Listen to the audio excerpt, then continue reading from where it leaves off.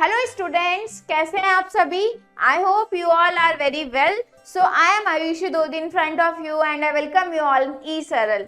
So today we are going to discuss about the poem that is from your book First Flight titled as The Trees.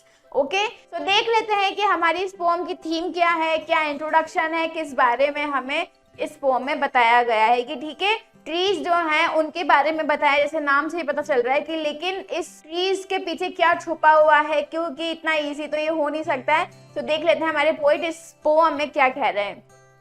The poem has a symbolic meaning. The trees are an extended metaphor for women. ठीक है, metaphor जो है हमारी poetry devices होती है और आपको पता है कि ये हम जब यूज करते हैं जब हम किसी चीज को किसी और के साथ कंपेयर करते हैं. ठीक है, जो हमारी ट्रीज पोएम है इसको कंपेयर किया गया है किसके साथ में? विमेन के साथ में. ठीक है, यानी कि जैसी ट्रीज होती है वैसे ही विमेन को बताया गया है, उनसे कंपेयर किया गया है. और वो कैसे कंपेयर किया है, that we will see in the lines of the poem. The poet says that the women have rested, healed and recovered and are ready for their primary purpose to renew the empty forest of mankind. अब यहाँ पर forest of mankind, mankind means मानवता, humanity you can say. ठीक है, so forest of Mankind मतलब कि जहां पर जो है विमेन को एक अपने घर में कैद किया हुआ है, जहां पर वो बिल्कुल बंद है, वहां पर अब वो क्या है, रिकवर हो चुकी है, रेस्टेड हो चुकी है, हील्ड हो चुकी है और वो फॉरेस्ट ऑफ मैनकाइंड को यानी कि मानवता को अब आगे जो है प्रमोट कर रही है और वो अपने प्राइमरी पर्पसेस को कंप्लीट करने के लिए बिल्कुल रेडी है. ओके, तो देख लेते हैं now who is the poet और poetess of a poem. So Adrienne Rich, she is the poetess of a poem. Adrienne Rich का जो लाइफ टेन्योर था वो है 1929 to 2012. Like she was born in 1929 and she left the world in 2012. She was born in Baltimore, Maryland, USA में इनका birth हुआ था. She was the famous poet, essayist and the feminist. ठीक है, अब उन्होंने जो है वो बहुत ही फेमस पोएट, उन्होंने बहुत सारे ऐसे लिखे हैं और वो एक फेमिनिस्ट कौन होता है? जो फेमिनिन को यानी कि जो विमेन एम्पावरमेंट को प्रमोट करता है या उसका साथ देता है, उसको आगे बढ़ाता है, that is the feminist. Okay, she has published 19 volumes of poetry, 3 collections of essays and other writings. उनकी ये अचीवमेंट्स है कि उन्होंने बहुत सारे वॉल्यूम्स लिखे हैं पोएट्री के. ठीक है, 3 कलेक्शंस ऑफ एसेज, कलेक्शन यानी कि बल्क में. ठीक है, और उन्होंने उसके अलावा भी बहुत सारी राइटिंग्स लिखी है. चलिए, now will see the explanation line wise lines and stanza wise the poem explanation. The trees inside are moving out into the forest. The forest that was empty all these days, where no bird could sit, no insect hide, no sun bury its feet in shadow. The forest that was empty all these nights will be full of trees by morning. चलिए देखते हैं कि poet's क्या explain कर रही है. The trees inside are moving out into the forest. मतलब कि अब जब आप ये पोएम स्टार्ट करेंगे ना, उससे पहले आपको 2 क्वेश्चंस जो हैं पूछे जाएंगे. क्या? जो आपकी बुक में भी लिखे हुए हैं. क्या कि जो फॉरेस्ट है वो फॉरेस्ट हो सकता है बिना ट्रीज के? फॉरेस्ट का नाम लेते ही क्या दिमाग में आता है? क्या आता है कि trees and birds and insects and all the things. ठीक है, so without trees forest is not forest. So forest अगर है तो फॉरेस्ट में ट्रीज भी होना बहुत ही जरूरी है. ठीक है, तो the trees inside are moving out in the forest. जो ट्रीज हैं वो अब बाहर आ रही है फॉरेस्ट में जाने के लिए, मतलब फॉरेस्ट के लिए ट्रीज जो है बाहर आ रही है. कहाँ से बाहर आ रही है? The forest it was empty all these days, where no bird could sit, no insect hide. मतलब कि जो घर में हमने पेड़ लगा लिए हैं इंडोर में, जैसे पहले लगा लेते थे ना ट्रीज, मतलब यहाँ पर विमेन के बारे में बात की गई है क्योंकि ट्री को जो है विमेन से कंपेयर किया गया है. तो फिर अभी तक विमेन घर के अंदर थी, है जो ट्रीज घर के अंदर थे, अब वो फॉरेस्ट में जा रहे हैं और जो विमेन है वो बाहर की दुनिया में कदम रख रही है, स्टेप रख रही है.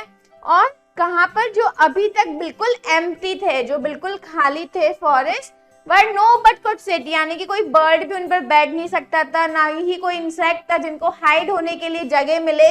नो सन बरी, बरी मीन्स होता है hide.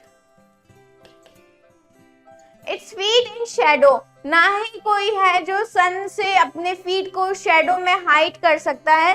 The forest it was empty all these nights will be full of trees by morning. यानी कि नाइट्स मतलब इतने टाइम से अभी तक जो फॉरेस्ट एम्प्टी थे, बिल्कुल खाली थे, बंजर थे, अब वहां पर जो है फुल ऑफ ट्रीज, यानी कि नेक्स्ट मॉर्निंग नेक्स्ट डे जो है अब ट्रीज जो है वहां पर बहुत सारी आने वाली है। So it's all about the women empowerment, कि अभी तक जो एक औरत घर के अंदर कैद थी या उसको कुछ भी नहीं करने दिया जाता था, केवल हाउस होल्ड वर्क्स वो करती थी, सो वो बाहर की दुनिया में भी एक स्टेप फॉरवर्ड लेने वाली है और वहां पर जो है अपनी शाइन जो है, अपनी ब्राइटनेस जो है वो स्प्रेड करने वाली है। फाइन। सो इस स्टैंजा की लिटरेरी डिवाइसेस देख लेते हैं हम। Literary devices, you can say poetic devices. Personification, sun bury its feet, so sun has been personified, ठीक है। सो पर्सोनिफिकेशन है यहाँ पर सन के लिए। इंजैपमेंट है, अगर लाइन में कोई कंटिन्यूटी नहीं है तो then enjambment, continuation of sentence to the next line. The forest that was trees by morning, जिसमें कोई पंक्चुएशन मार्क ना हो, ठीक है, सो इंजैपमेंट होता है उस लाइन में। फाइन। नेक्स्ट है anaphora, 2 lines begin with no, so 2 lines जो है नो से स्टार्ट हो रही है, दैट्स व्हाई सेम वर्ड से स्टार्ट हो रही है ना, so anaphora. Then imagery, the trees inside are moving out into the forest, shows kinesthetic imagery, मतलब कि यहाँ पर ऐसे इमेजरी पोएटिक डिवाइस का भी यूज करते हैं जब कुछ मूविंग है या कोई एक्शन है जिसको हमें फील करवाया जा रहा है, तो जब हम इमेजरी पोएटिक डिवाइस फील करते हैं या फिर उसको शो करते हैं, ठीक है। तो ट्रीज जो है यहाँ पर moving out and in, so trees move थोड़ी ना कर सकते हैं, लेकिन हमें फील करवाया जा रहा है कि ट्रीज आर मूविंग इनसाइड और आउटसाइड। फाइन। चलिए नेक्स्ट अब हम देखते हैं all night the roots worked to disengage themselves from the cracks in the veranda floor, the leaves strained toward the glass। सबसे पहले वेरेंडा क्या होता है, एक जगह होती है ना, पहले के घरों में ज्यादा होती थी, बाहर का एक ऐसा ओपन एरिया जिसमें स्काई भी दिखता है लेकिन वहां पर फर्श भी होता है, फ्लोरिंग हो रखी होती है, मतलब it's a part of house, तो वो वाली जगह होती है, वहां पे ट्रीज वगैरह लगाए जाते हैं, तो उस जगह को हम वेरेंडा कहते हैं। तो all night the roots work, मतलब कि जो पेड़ की रूट्स हैं या फिर विमेन जो हैं अंदर से पूरी गहराई से जो है पूरी रात या पूरे समय से ये कोशिश कर रही है क्या, तो डिसएंगेज, डिसएंगेज मीन्स रिमूव, मतलब कि यहाँ पर जो है, पहले मैं ट्रीज के भी यहाँ पर आपको बताती हूँ कि ट्रीज ये ट्राई कर रही है उनकी रूट से कि वो बिल्कुल उनको डिसएंगेज कर ले, वहां से रिमूव कर दे ताकि वेरेंडा में जो क्रैक आ जाए, ठीक है। In the veranda floor the leaves strain toward the glass, strain means pressure, मतलब कि वहां पे जो ग्लासेस हैं, जो मिरर है, वो उनको जो पत्तियां हैं वो वहां पर प्रेशर से उसको वहां पे तोड़ना चाहती है, ब्रेक करना चाहती है, यानी कि विमेन के लिए जो भी बाउंड्रीज घर के अंदर बनी हुई है, ठीक है, उन सबको वो ब्रेक करके बाहर निकलना चाहती है और उसके लिए बहुत ज्यादा एफर्ट्स उसमें डाल रही हैं। Small twigs stiff with exertion, long cramped Bhoj shuffling under the roof. अब बहुत सारे टफ वर्ड्स हैं, उनके मीनिंग लिख लेते हैं, देन विल उनको कंक्लूड करके मैं आपको एक्सप्लेन करूंगी। ट्विग्स मतलब होती है स्मॉल स्टेम, जो स्टेम होता है ना, that is twigs। then step means होता है like small twig step लेंगे, वो कोशिश करती हैं ऐसे exertion से निकलने के लिए, exertion means effort, exertion मतलब वो effort डालती हैं उसमें। long cramped, cramped means restricted, ठीक है, restrict जिन्हें किया गया हो। bows means होता है branches, ये जो branches निकली हुई है ना इनको बोलते हैं branches, ठीक है। now shuffling यानी कि mixing, तो आप इन सबको मर्ज करके एक्सप्लेन करते हैं। Small twigs stiff with exertion, जो स्मॉल स्टेम्स हैं वो भी क्या कर रही हैं, एफर्ट लगा रही हैं वहां से निकलने का, उन सारी रिस्ट्रिक्टनेस को, बाउंड्रीज को ब्रेक करने का। Long cramped goes shuffling under the roof, और जो लॉन्ग क्रैम्प्स हैं यानी कि जो भी बोज हैं वहां पे ब्रांचेस हैं वो सब जो है रिस्ट्रिक्टेड हैं, जितनी भी रिस्ट्रिक्टेड ब्रांचेस हैं वो सब शफलिंग कर रही है यानी कि मिक्सिंग कर रही है अंडर द रूफ, यानी कि सारी सिचुएशन से वो अकेले ही जो है बहुत ज्यादा प्रॉब्लम्स को फेस कर रही है, उन सबको सफर कर रही है। सो जो ट्रीज है उनको विमेन से कंपेयर करते हुए बताया गया है कि वो जो है ट्रीज जैसे कि मिक्सिंग, उनकी ब्रांचेस जो है एफर्ट डाल रही है, एक्सर्शन कर रही है वहां से निकलने के लिए, वैसे ही विमेन की जितनी सिचुएशंस में उसको फंसा रखा है तो वो भी सारे ब्रेक्स को ब्रेक करके जो है जितने भी उसके रूल्स हैं उन सबको ब्रेक करके वहां से निकलना चाहती है, ठीक है। So it's all about these lines. Next Like newly discharged patients half days moving to the clinic doors. अब यहाँ पर क्या बताया, जैसे कि न्यूली डिस्चार्ज पेशेंट, डिस्चार्ज मतलब सेंड आउट, मतलब जैसे ही कोई पेशेंट है वो हॉस्पिटलाइज होता है और जब उसको घर ले जाया जाता है तो वो क्या होता है, वो फुली ठीक नहीं होता है। डॉक्टर ये बोलते हैं ना कि घर पे रेस्ट करना, मतलब आपको घर पे रेस्ट करने की नीड है, लेकिन वो आधा जो है वो कॉन्शियस होता है। Half days means half conscious, मतलब आधा कॉन्शियस होता है आधा अनकॉन्शियस होता है।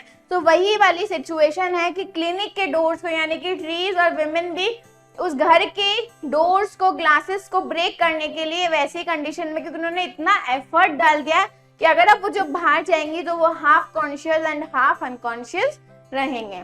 फाइन, चलिए लिटरेरी डिवाइसेस देख लेते हैं। Enjambment, continuation of the sentences in the next line, the leaves strain half days. ठीक है, कंटिन्यूशन लाइंस में से इंजैबमेंट। सिमिलरली यूज हो ये trees are compared to patients like newly discharged patients. यहाँ पे ट्रीज को जो है बताया गया कि ट्रीज अब इतना एफर्ट डाल चुके हैं कि उनको कंपेयर किया गया है हाफ डेज पेशेंट्स के साथ में। Personification, twigs and boughs have been personified. Twigs and boughs को जो है यानी कि स्टेम एंड ब्रांचेस को पर्सोनिफाई किया गया है। फाइन, चलिए। I sit inside doors open to the veranda writing long letters in which scarcely mention the departure of the forest from the house। ठीक है, अब आई कौन है यहाँ पर, आई है हमारी पोएटिस। सो पोएटिस बोल रही है कि मैं अंदर ही बैठी हुई हूँ घर के, and doors open to the veranda, मतलब जैसे एक रूम है, मैं रूम के अंदर बैठी हुई हूँ, डोर ओपन है तो मुझे वहां से पूरा वेरेंडा दिख रहा है, एंड मैं वहां पर बैठ के लॉन्ग, बहुत ही लंबे लंबे लेटर्स लिख रही हूँ। इन विच आई स्कैर्सली, स्कैर्सली मीन्स होता है barely, या फिर यू कैन से हार्डली,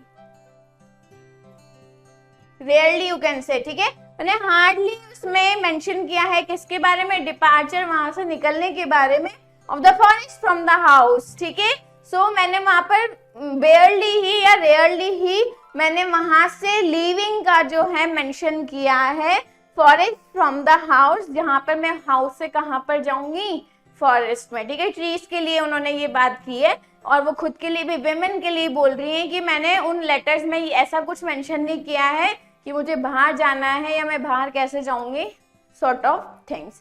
ठीक है, so this was the explanation of these lines. Next देखते हैं। The night is fresh, the whole moon shines, in sky still open, the smell of leaves and lichen still reaches like a voice into the rooms. अब वो बता रही है कि night जो है बिल्कुल फ्रेश है, द होल मून शाइन, जो पूरा मून है वो शाइन कर रहा है, स्काई स्टिल ओपन, और स्काई अभी भी ओपन है हमारी फ्रीडम के लिए। The smell of leaves and lichen, lichen क्या होता है, crusty patches of bushes and fungus and algae on tree trunks having a distinct smell. मतलब कि आप ट्रीज पर देखते हैं ना, कई बार फंगस आ जाती है, ऐसे मशरूम जैसे आ जाते हैं ऑटोमेटिकली, सो उसके लिए बोला है। ठीक है, still reaches like a voice into the rooms, लेकिन अब वो बता रही है वेरेंडा से बाहर का पूरा सीन कि स्काई जो है बिल्कुल फ्रेश है, मून शाइन कर रहा है, ट्रीज पर जो है वो फंगस आ चुकी है, उसकी स्मेल और लीव्स की जो आवाज है वो सब बिल्कुल क्लियरली मुझे सुनाई दे रहा है रूम के अंदर। Literary devices, alliteration, long letters, forest from sky still leaves and lichen. अब देखो लॉन्ग, यहाँ पर एलिट्रेशन यूज हुआ है, then sky still and then leaves and lichen. So repetition हुआ है ना लेटर्स का, इसलिए यहाँ पर एलिट्रेशन है। Enjambment, again continuation of the line, so that's why enjambment is here. Next, imagery. The poet has tried to create a scene in which she is observing all the things happening. जो poetess है हमारी, वो ये imagination कर रही कि सारी चीजें जो हो रही है, so वो create उन्होंने किया है पूरा scene, तो इसलिए imagery. The night is fresh into the room. So पूरा वो scene बता रही है कि हम भी उसे feel करें कि जो रात है बिल्कुल अच्छी है, fresh है, and kind of things. Fine. My head is full of whispers, which tomorrow will be silent. Listen. The glass is breaking. ठीक है, अब वो पोइटेस बोल रही कि my head is full of whispers. Whispers means murmur, मतलब कि मेरे हेड में जो है ना, वैसी अभी भी वो कल के लिए जो है वो आवाजें आ रही है अभी से कि tomorrow will be silent. Listen, लेकिन कल जो है वो शांत होगा. लेकिन the glass is breaking now, जो ग्लास है, जो बेड़ियां हैं वो आज टूट रही है, सो उसकी आवाजें मेरे कानों में गूंज रही है, लेकिन कल जो है सब कुछ साइलेंट हो जाएगा, क्योंकि कल जो है मुझे फ्रीडम मिल जाएगी। वो ट्रीज के लिए भी है एंड वुमेन के लिए भी है। Fine. The trees are stumbling forward into the night, winds rush to meet them, the moon is broken like a mirror, its pieces flesh now in the crown of the tallest oak. अब बहुत ही अच्छी lines है। The trees are stumbling, stumbling means trip over, मतलब जो trees हैं वो एक दूसरे के ऊपर ऐसे ट्रिप ओवर कर रही हैं। Forward into the night, night का व्यू वो एक्सप्लेन कर रही हैं। winds rush to meet them, और जो winds है वो बहुत ही जल्दी में है और बहुत ही एक्साइटेड है किससे मिलने के लिए, ट्रीज के लिए, क्योंकि ट्रीज जो है अब घर से फॉरेस्ट में आने वाले हैं। The moon is broken like a mirror, और मून जो है मिरर की जैसे की तरह वो ब्रेक हो चुका है। Its pieces flash now in the crown of the tallest oak. Oak क्या है? इट्स अ टॉलेस्ट ट्री, बहुत बड़ा ट्री होता है, ओक ट्री होता है ना, तो उसके ऊपर जैसे जो मून है वो किसकी तरह काम कर रहा है? क्राउन की तरह काम कर रहा है। सो यहाँ पर जो हमारी पोएटिस है वो ये बता रही है कि अब जो है सारी चीजें ओपन होने वाली है, कल जो होने वाला है वो बहुत ही अच्छा होगा। ट्रीज जो है वो जब फॉरेस्ट में जाएगी तो सब लोग उसके लिए एक्साइटेड हैं। एज लाइक सेम विमेन की जब सारी जो उसकी बाउंड्रीज हैं वो ब्रेक होगी, सो कल वो फ्रीडम का नया चेहरा देख पाएंगे। Fine. Similarly here we have used the moon is compared to a mirror, जो मून है उसको मिरर से कंपेयर किया गया है। ठीक है, so now will see the summary of this beautiful poem. ठीक है, सो हमने देखा कि लाइंस में किस तरीके से ब्यूटीफुली जो है ट्रीज को किससे कंपेयर किया गया है? विमेन की रिस्ट्रिक्शन से, और ट्रीज को बताया गया है कि ट्रीज जो है रिस्ट्रिक्ट हो चुके हैं घर के अंदर, वैसे ही विमेन जो है वो भी रिस्ट्रिक्ट हो चुकी हैं घर के अंदर। अब उनकी फ्रीडम का टाइम आ चुका है। In this article, you will be reading the Tree Summary, a poem by Adrian Rich. This poem presents a conflict between women and nature. The poet suggests here that the trees and plants used in the interior decoration in cities are as imprisoned, they need freedom. बहुत ही अच्छी बात की गई है कि अब जो है सिटीज में हम लोग ट्रीज को, प्लांट्स को इंटीरियर डेकोरेशन में अंदर कैद करके रख लेते हैं। उनके लिए कैद ही होता है, क्योंकि उनकी रियल प्लेस बाहर है, धूप में है या फिर फॉरेस्ट में है। वैसे ही विमेन को भी जो है घर के अंदर कैद करके रख लिया जाता है, जबकि उनकी असली जगह कहाँ पर है? बाहर की दुनिया में, क्योंकि बाहर की दुनिया में she is achieving really a great achievements. Fine. These trees want to move out to the forest where trees are decreasing day by day due to cutting.